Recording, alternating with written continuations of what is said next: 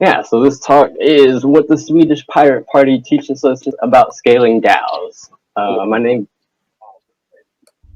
Seth Goldfarb. I'm a Seattle-based marketing professional. I've spent the last 3 years helping startups in the space tell better stories about what they're doing. Uh, I was a part of a team that was at ETH Denver working on a project uh, called Alfred. Sorry, are there problems with the audio? We can hear you and understand you pretty well. There seems to be some background noise. Okay, yeah, sorry, I'm just... So please, Right, everyone, mute yourself. Okay, cool. Yeah, so like I said, lucky enough to attend ETH Denver for the first time this last year. A group of friends and I worked on a project for crypto inheritance. We were lucky enough to get a prize get a bounty from Kyber for that, and decided that we want to keep working on it. So we've been experimenting with Aragon DAO and a product called Etherize that allows you to create a LLC. It combines a legal framework with a DAO framework, so you can use the Aragon DAO and have a LLC for your project.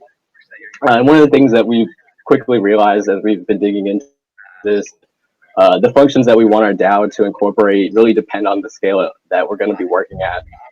So obviously early on, we intend to keep things pretty simple and use the DAO just to track equity and vote on proposals between the small group of us privately.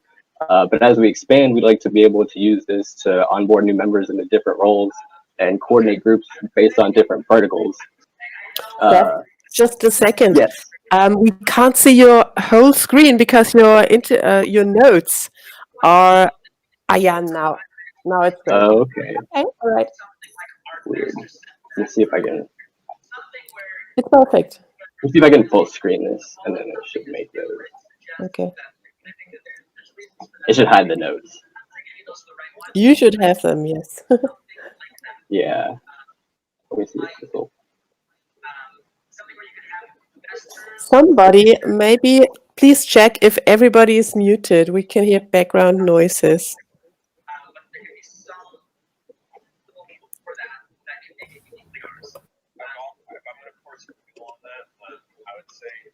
Okay, are the speaker notes still visible? Yeah, I mean, it's hiding your screen to some extent.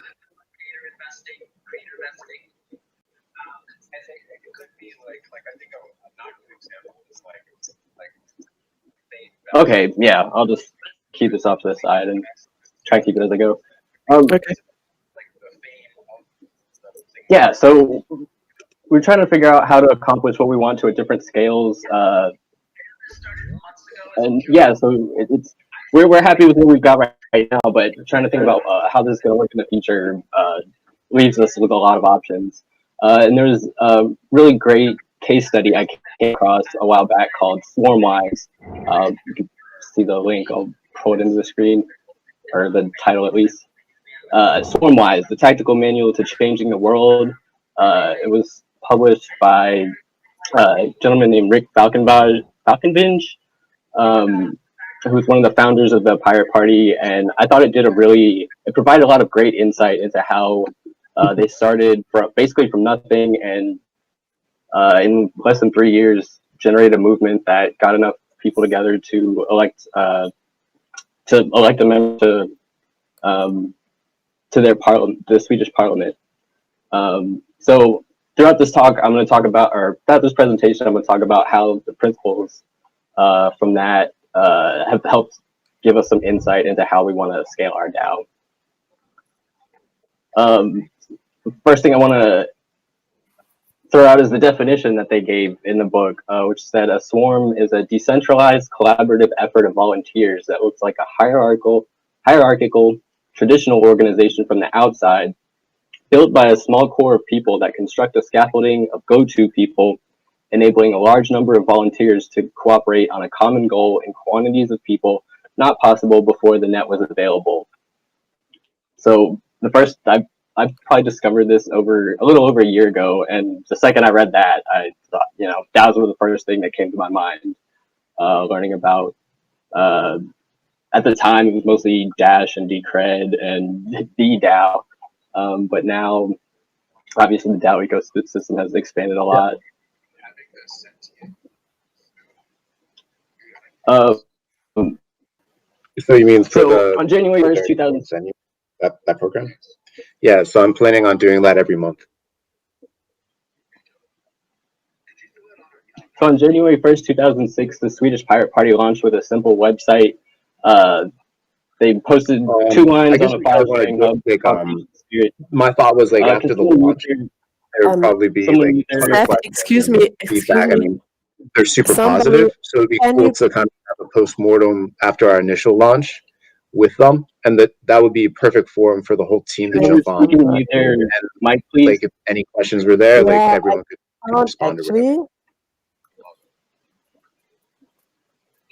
Okay. It should be good, Seth. All right, thank you. I appreciate you. Yeah, so the Swedish Pirate Party launched January 1st, 2006. It was as simple as loading up. They had a landing page and put up 2 lines of intro on a file sharing hub. Hey, look, the Pirate Party has its website up and a link to the site.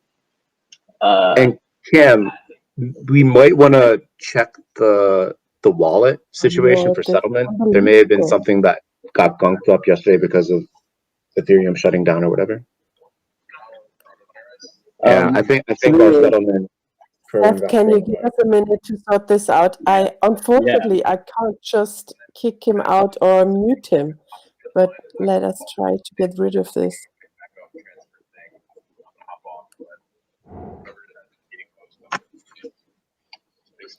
Sweet. Later, boys.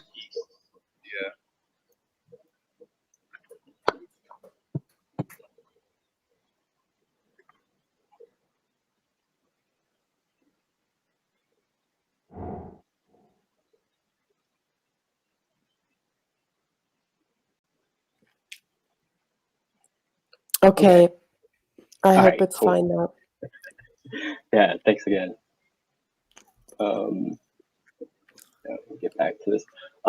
Yeah, so there's a famous TED Talk a lot of you may have seen that was given by a gentleman named Derek Sievers, who talks about a viral YouTube video that you may have seen a very long time ago.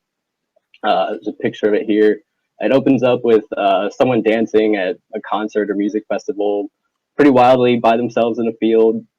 And you see a bunch of people around them take notice, but mostly just carry on about, they might laugh and point or whatever, but they mostly carry on about their business. And then eventually a second individual comes up and decides to start dancing with the first person. And it's interesting to note, it's really interesting how clear the shift is in the video, where the people who were kind of just checking them out before, instead of ignoring them and looking at or directing their attention elsewhere, suddenly people decide to go join them. So the point being that the individual who had the biggest impact on the formation of the group wasn't the first person who was doing their thing alone. It was the second person who joined and gave legitimacy to the first one in the eyes of everybody else who was looking. So the day after Falkenbach dropped that message on the file sharing hub, he was contacted by a reporter at one of Sweden's largest newspapers who wanted a brief interview that they published that evening, along with a poll showing that 61% of the people who responded would be willing to vote for the new Pirate Party if given the chance. So obviously in other words, they had gone, this was just a lone crazy who dropped a link on a file sharing hub, and a day later, not only had a crowd of people who were talking about him, but the news reached out to see what was going on and help broadcast the message. So the main advice that Falkenbach gives when reflecting on this is to just mention, whenever you're trying to get something going, just mention your idea and plan in a couple of places where your intended activists would typically hang out. That's enough. If it's good, people will pick it up and talk to their friends in turn. If your idea is good and people can contribute, change the world, and see how it can be done, then you'll have the first wave of volunteers in less than a day. I think that's been particularly interesting to see within the Ethereum community, where initiatives pop up, and people, we have a very experimental climate, and people are willing to try a lot of different things and iterate. And sometimes, cool things pop up and go away, and sometimes people really latch on to them, and they become cornerstones of the community. So once you put a message out there and you get people responding, if you want this to go anywhere, one of the important things to do is provide some structure for your swarm or DAO or movement or what you're trying to do. This graph this graphic gives a great demonstration of why social complexity matters. It's easy to think that, if you go from a group of 3 people to a group of 6 people, you're just doubling the complexity of the group. But as the picture demonstrates, even just in a group of 5, what you really have to consider is the number of relationships involved in a group. And that grows a lot faster than the number of people simply involved in a group. So in the case study, they note 7, 30, and 150 as helpful benchmarks when you're trying to build an organization. To quote the case study, initially you will be able to coordinate at most 30 groups. So create a discussion forum with at most that number of subgroups. Try to pick your geographical decision. So the typical size is about 7, and no subgroup has more than 30. For the Pirate Party, it made sense to divide geographically. We'll talk a little bit more why in the next slide. But in a virtual space, there's all kinds of different ways you could think about dividing people. I think in a lot of cases with DAOs, it makes sense to divide by the different verticals like marketing or design or development. But it really just depends on what you're doing and what makes sense for your organization. So as your group grows, they suggest when you get to around 150 members, you hit Dunbar's number. This is another thing I'm sure a lot of us may have heard of before, or at least be familiar with. Dunbar's number refers to the maximum number of relationships a person can comfortably sustain according to science. So the idea there is that once you hit that benchmark of around 150 members, the leadership of the team wants to have some plans in place to be able to organize your members into smaller groups of around 7 to 30 with a maximum of 30-ish groups. And then that sort of provides a framework that you can use. If you have a group of 30 and it grows large, that group grows larger than you. It helps those. I feel like that helps the leadership keep an eye on when they might need to consider breaking groups into smaller ones or figuring out how to keep them effective.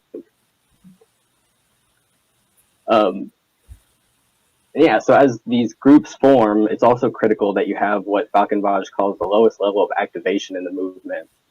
The return to what I was talking about before, part of the reason it made sense for the Swedish Pirate Party to divide themselves geographically was because the first goal for everybody in the group was to collect 2,000 signatures so the party could get registered with the election authority. And having a goal like that is really critical to give people a way to get to really engage with the project. It's something that I found a lot in my community management efforts is that it can be really frustrating for people who want to support a project to come in and be told, hey, we're really excited to have you here. We really value your input, but we don't really have anything for you to do. So if you can find ways to give people stuff to do, a lot of times people are willing to help, whether there's whether there's money available or not, if the cause is right. So it's important to consider what that lowest level of activation is for your organization.